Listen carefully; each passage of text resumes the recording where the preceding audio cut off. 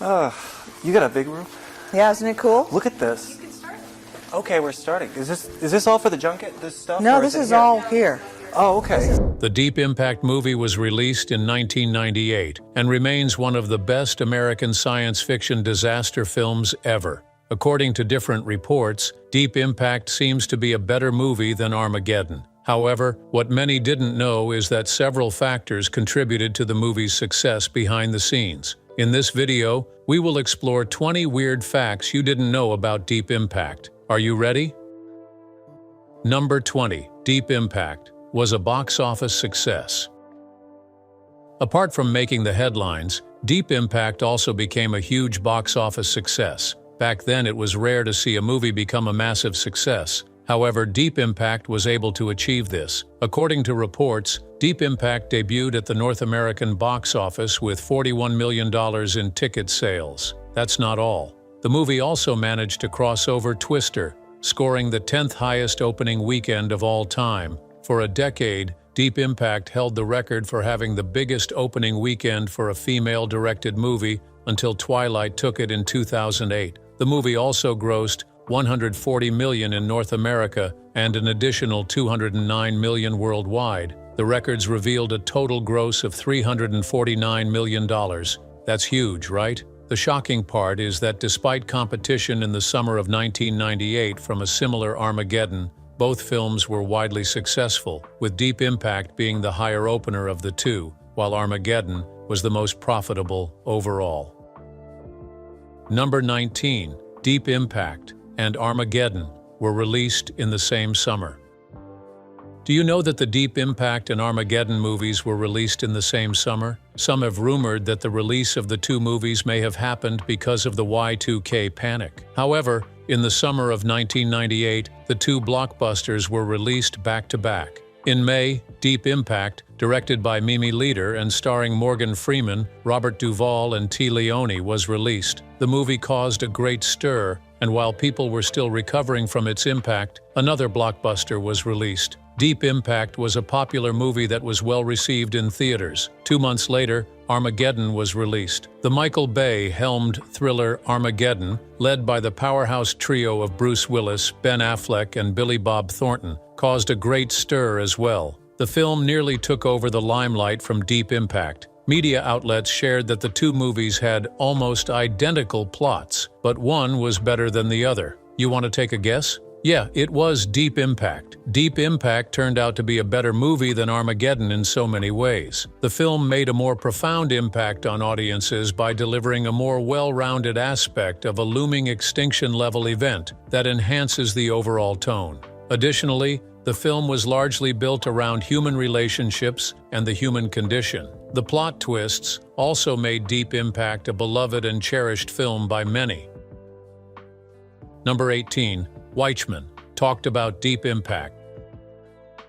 After the release of Deep Impact, many people gave their reviews and comments. Surprisingly, Weichman also gave his comments and views about the movie. According to him, he was very impressed by the VFX in Deep Impact. He also noted that despite the movie being made in the early days of water simulations, they were able to achieve remarkable results using geometry animation and particle effects. Also, he highlighted the innovation in creating realistic water effects, simulating destruction, and how they used early voxel-like techniques to handle interacting with buildings. This, he claimed, was groundbreaking at the time. Let's hear what he had to say. For some reason, this scene stuck with me as a kid. I still remember this. Don't forget, this came out in the very earliest days of water simulations. This was done mostly through a lot of geometry animation for the main body of water, and then a lot of particles for all the whitewater stuff. Even with all of that, I'm still blown away that they were able to create the shaders for this,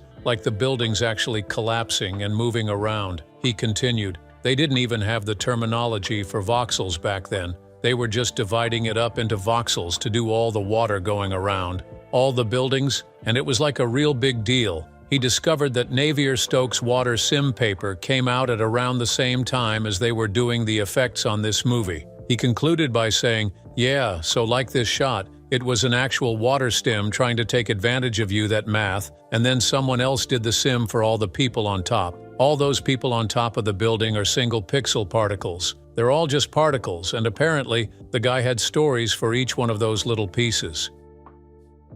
Number 17. The VFX artist's comments increased Deep Impact's fame.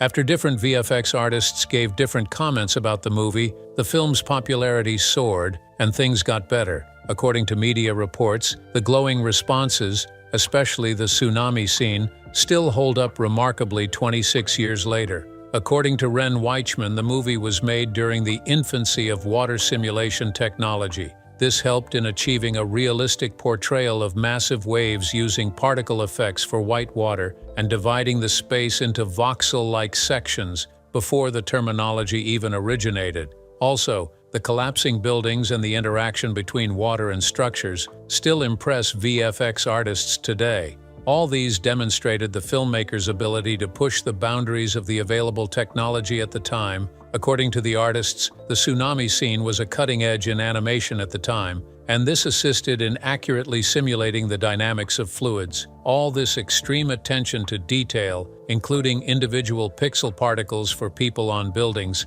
adds depth and complexity to the VFX. Considering that it continues to captivate audiences, Deep Impact could be regarded as an early mastery of water simulation technology. The movie showed that well-executed effects can withstand the test of time despite rapid advancements in technology. Number 16. Deep Impact is more accurate than Armageddon. But even they weren't cool enough to survive a little tiny meteor strike, lo those millions of years. According to movie analysts, Deep Impact is more scientifically accurate than Armageddon despite its fame. Why? Let's find out. In the early 19th century, scientists first uncovered evidence of the sudden disappearance of the dinosaurs at some point in the distant past. After their discovery, it appeared as though there had been some widespread extinction event. However, it was unclear precisely what that event was, and this remained that way for more than a century. By the 1970s, scientists had discovered an unusual spike in iridium at various sites around the world. This happened at the same time as the end of the Cretaceous extinction. When scientists saw that asteroids have higher levels of iridium, they quickly started wondering if an impact event might have wiped out the dinosaurs. Later, the discovery of the Chicxulub impact crater around the same time further supported the asteroid extinction explanation, and the demise of the dinosaurs was solved. After this, the realization that the dinosaurs, a group of animals that existed on the planet for hundreds of millions of years, were effectively knocked on their scaly keisters. This planted a seed of fear in the minds of many, and the seed sprouted over the next few decades in the form of disaster movies. Gradually, the impact of the disaster genre peaked, perhaps in the summer of 1998, when audiences were treated to the release of Armageddon and Deep Impact. Though history didn't remember Armageddon well, the reverse was the case for Deep Impact. From records, Deep Impact had been written under the radar as the other asteroid movie. Also, the asteroid used in Deep Impact was actually a comet, and this earned Deep Impact its laurels for being the better and more scientifically accurate end-of-the-world movie. In the movie, a destructive meteor shower comes out of nowhere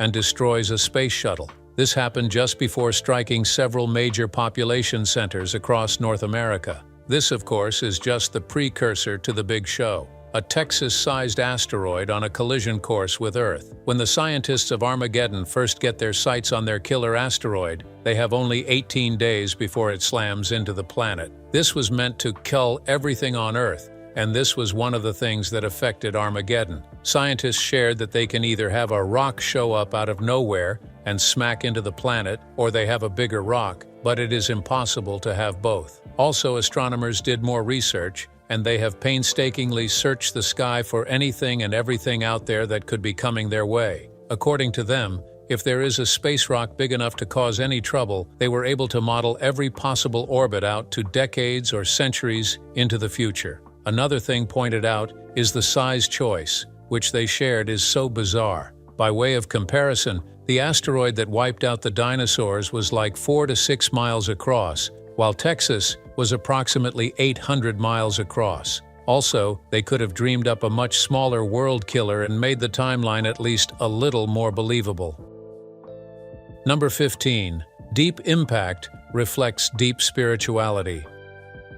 According to reports, Deep Impact reflects profound spirituality, and the movie has prompted many to think about religious events. Medieval monks used to carry skulls around to remind them of death, and in today's world, disaster films are portraying that as well. There are claims that Michael Tolkien and Bruce Joel Rubin have also given a glimpse of a possible future when the Earth is put in jeopardy by a gigantic comet. Scientists call this an ELE, which means an extinction-level event. That's not all. The impending catastrophe discussed in the film also provides the movie's lead characters with opportunities to demonstrate kindness, courage, and compassion in various unique ways. And this was what set Deep Impact apart from other mindless disaster flicks. Number 14. Complex relationships is a theme in Deep Impact. Apart from the spiritual effect, Deep Impact also revealed complex human relationships. In the film, the audience is taken in a different direction, and they are constantly delved into many complex human relationships. The relationship includes a daughter and her divorced parents, two young kids falling in love, a separated family, and the astronauts aboard the Messiah. According to analysis, this type of character development always has a longer shelf life than a more vapid computer-generated imagery-enhanced movie. This is why the movie earned more popularity. Many people believed that it was worth watching over and over again. In the movie, Leader paints a bleak but accurate picture of the end of the world as we know it. It was also accompanied by a mournful tone and sadness of knowing that not only is your death imminent, but also the death of all the people you love and care about. Unfortunately, most apocalyptic movies don't study this, opting for a post-apocalyptic look at how those who remain struggle to continue forward or the disaster that ends the human race. In the movie, the audience enjoyed a multitude of thrilling visuals and a handful of storylines that stayed with them for years. Number 13. The Messiah Mission. According to reports, the Messiah Mission was one of the things that made Deep Impact interesting for many to watch. As the story continued, the Messiah was launched. The launch happened with a crew of 5 American astronauts and 1 Russian cosmonaut. They all landed on the comet's outermost layer and drilled the nuclear bombs deep beneath its surface. As they continued doing this, the comet shifted into the sunlight. Later, Mission Commander Orrin was blinded, and an explosive release of gas propelled Medical Officer Gus into space. The mission was later led by Captain Spurgeon Tanner. When Tanner got on board, the remaining crew escaped and detonated the bombs. However, rather than deflect the comet, the bombs split it in two. Later, Beck announced the mission's failure in a television address, and that both pieces, the larger now named Wolf and the smaller named Biederman, were still headed for Earth. The Wolf was on a collision course with Western Canada, and its impact was expected to fill the atmosphere with dust, blocking all sunlight for 2 years and creating an impact winter that would end all life on the planet's surface. Number 12. The movie is based on real-life situation. Do you know that Deep Impact was also based on a real-life situation? It was not all imagination. For instance, in the movie, after discovering the comet, one of the astronomers was murdered in an automobile accident. According to reports, this accident mirrors the real-life automobile accident death that happened in July 18, 1997, in the Australian outback of astronomer Eugene Shoemaker. Before his death, Eugene had helped discover the Shoemaker-Levy 9 comet that collided with Jupiter in 1994. His struggles, challenges, and death turned out to be a source of inspiration for the movie. Number 11. Morgan Freeman wanted to wear an earring but was refused. But they are rebuilt.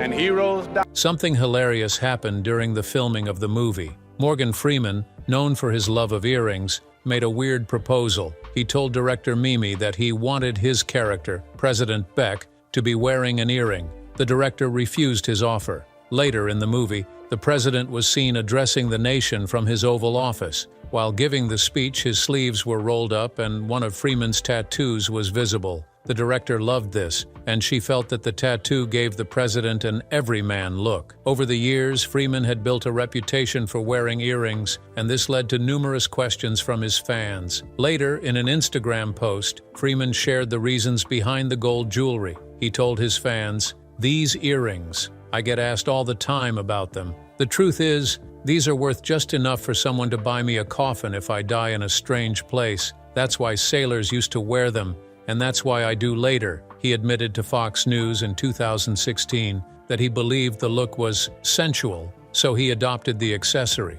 He shared, "I thought that was sensual. Then I learned that sailors wore gold earrings to pay for funerals if they died in foreign lands. I'm a sailor, so that nailed it."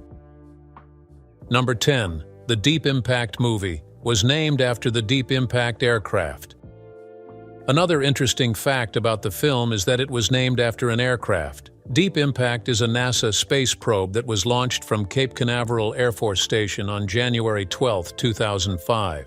Now, the question is, what's so special about the aircraft that made the producers of the Deep Impact movie give it the same name? According to reports, the aircraft was designed to study the interior composition of the comet Tempel 1. This was done by releasing an impactor into the comet. On July 4, 2005, the impactor successfully collided with the comet's nucleus. After the collision, the impact excavated debris from the interior of the nucleus, forming an impact crater. Later, photographs were taken by the spacecraft, and they showed that the comet was more dusty and less icy than expected. The impact generated an unexpectedly large and bright dust cloud, obscuring the view of the impact crater. That's not all. The aircraft had previously conducted space missions to comets, including Giotto, Deep Space One, and Stardust. All these were flyby missions. Gradually, these missions were able to photograph and examine only the surfaces of cometary nuclei, and some from considerable distances. Number 9. Jenny Lerner's character was meant to be different. Do you know that there were other plans for Jenny Lerner? Yes, there were. According to reports, Jenny Lerner, the character played by Téa Leoni, was initially intended to work for CNN. However, CNN rejected this because they believed it would be inappropriate. After their rejection, MSNBC jumped at the offer and agreed to be featured in the movie instead, because they knew it was a way for them to gain exposure for the then newly created network. The character later turned out to be an important part of the movie. In the movie, MSNBC journalist Jenny Lerner investigates the sudden resignation of Treasury Secretary Alan Rittenhouse and his connection to Ellie. Ellie was a supposed mistress. After interviewing Rittenhouse, Jenny was intercepted by the FBI and brought before President Tom Beck. Later, Lerner realizes that Ellie was not a mistress but an acronym for ELE, which meant Extinction Level Event. How hilarious. Later, Lerner did more investigation, and after the investigation, President Beck made an announcement earlier than planned. He had a comet named Wolf Biedermann. The wolf was named after Wolf and Biedermann because President Beck believed that Leo Biedermann was murdered along with Professor Wolf. However, through Lerner's investigation, Leo was clearly headed for Earth. It is 7 miles long, large enough to cause a mass extinction, and possibly wipe out humanity if it hits the Earth. He also reveals that the United States and Russia have been constructing an Orion spacecraft called Messiah in orbit that will transport a team led by Oren Monash and including veteran astronaut Spurgeon Tanner to the comet so that its path toward Earth may be diverted using nuclear weapons. After his name is mentioned on TV, Leo speaks to the town about the discovery and how the White House thought he had passed away alongside Wolf. Number 8. Dietrich Lohmann passed away after the release of Deep Impact. This may surprise you, but it's true. After the release of the movie, the director of photography Dietrich Lohmann passed away. What? Yes, he did. According to medical reports, Dietrich had fought a long fight with death, and he gave up the battle on that day. He passed away at City of Hope Medical Center in Duarte. During the filming of the movie, Dietrich had fought off the sickness, and he tried his best to ensure he finished the movie with them. Dietrich's demise was not just a big loss to the industry alone. It also affected the entire film industry. Dietrich was a highly respected German cinematographer in the industry. Apart from Deep Impact, his movie, The Peacemaker, turned out to be great, and everyone loved it. Before his demise, he had worked with DreamWorks Studio for a very long time, and this earned him the fame and popularity he needed. Later, he decided to move to the United States. The move turned out to be profitable for his career, and people got to know him more and more. At first, Dietrich was internationally known for about 110 German films and his work with the prolific director Rainer Werner Fassbinder. Later, he switched to Hollywood in the late 1980s after he filmed the European sequences for the television miniseries War and Remembrance. The movie had earned him the American Society of Cinematographers Award and an Emmy nomination. Additionally, he released other movies including The Color of Night, The Innocent, Snakes and Ladders, A Couch in New York, La Machine, Night Moves, and In the Lake of the Woods. With these movies, people got to know about the cinematographer Dietrich Lohmann. His skills won critical praise around the world. In 1995, Times film reviewer Kevin Thomas reviewed one of his works, The Innocent. After the review, Thomas wrote, "The master German cinematographer Dietrich Lohmann gives the film a wonderfully dark, shadowy look, making splendid use of seedy locales in the former East Berlin." With Dietrich's achievements, people often wondered if this was how he started. Well, his background helped him. Dietrich was born in Berlin. He became interested in filmmaking after high school. When he landed a job at a small production company, he could no longer keep the passion at bay and decided to enroll in the Berlin Film School. This was where he met his mentors, Alexander Klug, Werner Herzog, and Volker Schlondorf. Later, in 1969, Dietrich shot his first 3 movies, all for Fassbinder. They are Gods of the Plague, Katzelmacher, and Love is Colder Than Death. After his demise, his wife, Dr. Babette Lohmann Reitmeier, made the whole world know that Dietrich was a great man. Also, he had a daughter, Dr. Katja Lohmann, who practices in Germany. His family had requested that all memorial contributions be made to the City of Hope Medical Center. Number 7. The traffic jam scene.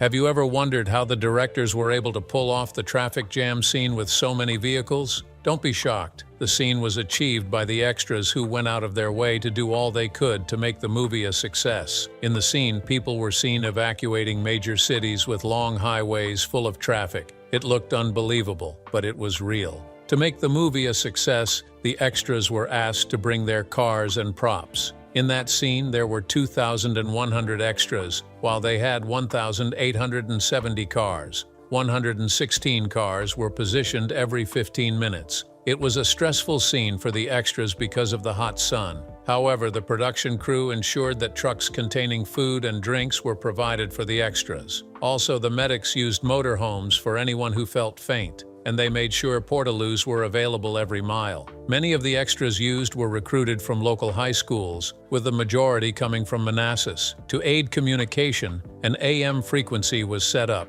Do you know that the Deep Impact movie would not have been made because it was rejected at first? The whole scene was shot in 2 days. Though their fans loved the scene, behind the scenes was a real struggle for everyone on the set. Number 6. Deep Impact. Started with Paramount Pictures.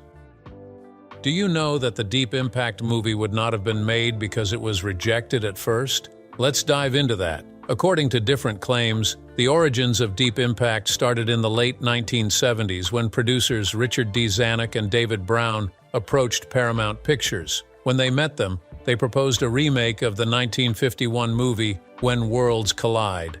Although many screenplay drafts were completed, the producers were not completely happy about any of them. For this reason, the project remained in development hell for many years. In the mid-1990s, they approached director Steven Spielberg, with whom they had made the 1975 blockbuster Jaws, to discuss their long-planned project. Despite all this, Spielberg had already bought the film rights to the 1993 novel The Hammer of God by Arthur C. Clarke. In that novel, Arthur had dealt with a similar theme of an asteroid on a collision course with Earth and humanity's attempts to prevent its own extinction. Gradually, Spielberg planned to produce and direct The Hammer of God himself for his then-fledgling DreamWorks studio, but later opted to merge the two projects with Zanuck and Brown. Later, they both commissioned a screenplay for what would become Deep Impact. Number 5. The Tear-Jerker Scene. There were many emotional scenes in the movie, but the height of it all was when Jenny's mother took her own life. Things got intense at that moment, and many main characters came to terms with their own impending deaths. How did this shocking scene unfold? In that scene, After Jenny gives up her seat on the helicopter, she does so that Beth and her daughter can survive. However, it was a very painful scene to watch. Jenny finds Beth alone in the newsroom, cuddling the baby, shaken and crying about wanting to be somewhere high up, just in case it might be a chance. After this, Jenny decides on what she is going to do. She snatches the baby and strides off to the roof with Beth chasing after her with cries of protest. This continued until they got to the helicopter, and it became clear she was not taking the baby away. She was saving them both. Finally, things got very emotional when Jenny reunited with her father. After the reunion, she clings to him just before the tsunami crashes over them. The reunion turned out to be a great one, and the two of them finally ended up dying. These were emotional scenes, but the height of it all was Jenny's mother's demise. It changed everything. A painful comment was shared in the movie, just the sheer scale of the tragedy we're witnessing. Entire cities, and likely entire nations, have been wiped out, and civilization as we know it has been irreversibly altered. Even with the demise of the second and larger comet, which would have ended the human race had it struck Western Canada, the world may rebuild, but it can never get back what was lost. Though, as it's revealed by President Beck, the damage was mostly limited to the eastern U.S., by far the hardest hit, as Boston, Philadelphia, Miami, New York City, Atlanta, and Washington, D.C., and anything alongside the eastern seaboard, were near ground zero of the impact. Parts of eastern Canada, especially Montreal and Quebec City. The wave was also strong enough to reach Europe, affecting countries such as the UK, Iceland, France, Germany, Spain, Belgium, Norway, and the Netherlands, as well as parts of Africa. However, it's implied Africa wasn't nearly hit as hard compared to the US, which was the one that was struck by the resulting mega tsunami, with millions of people confirmed dead from the overall disaster. Number 4, a hate comment nearly ruined the movie.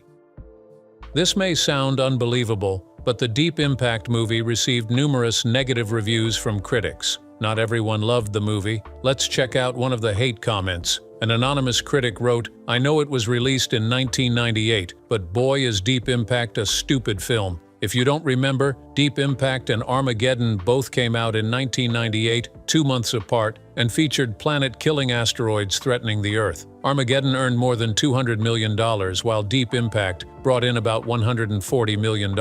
He added, "Watching the last 45 minutes of the film on the treadmill last week, it was very clear why this movie failed to beat Armageddon at the box office, and more importantly, why it failed to have any significant afterlife on television or other secondary markets. The movie takes the lives of all the wrong people, constantly, and purposelessly. That's cruel, right?" However, Deep Impact was hated by some people who felt the movie didn't deserve the applause and recognition it had. Surprisingly, many other critics loved the movie. Number 3, Deep Impact had a mixed critical reception. Though the film had a mixed critical reception after its release, many people gave great comments about the movie. Based on 1908 reviews collected by Rotten Tomatoes, 45% of critics enjoyed the film, with an average rating of 5.8 out of 10. The website's critical consensus reads, "A tidal wave of melodrama sinks Deep Impact's chance at being the memorable disaster flick it aspires to be." Later, Metacritic gave a score of 40 out of 100 based on 20 reviews, indicating mixed or average reviews. The audiences polled by CinemaScore gave the film an average grade of B on an A positive to F scale. Later, Elvis Mitchell of the New York Times said that the film has a more brooding, thoughtful tone than this genre usually calls for. Unfortunately, while all that was going on, Rita Kempley and Michael O'Sullivan of The Washington Post criticized what they saw as unemotional performances and a lack of tension. Number 2, Mimi Leder talked about her experiences.